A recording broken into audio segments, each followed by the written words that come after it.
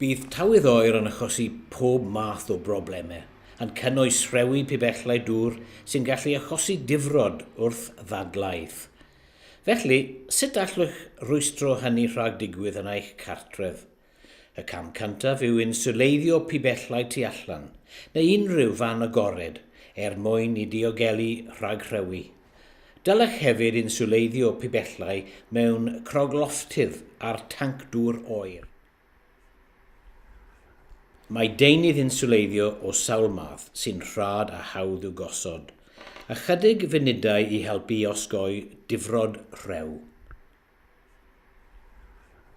Ac adeg tywydd oer iawn, efallai bydd yn werth cadw'r gwres ar lefel isel, hyd yn oed pan fyddwch allan o'r tŷ.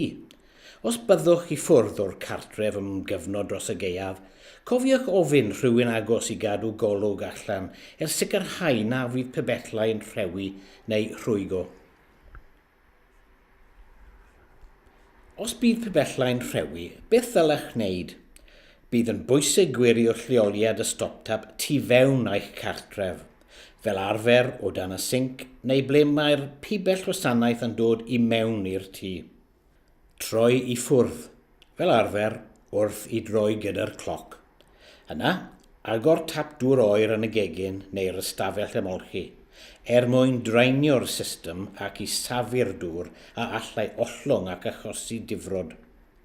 Yna, troi i ffwrdd y gres canolog a phob system gresogi'r dŵr.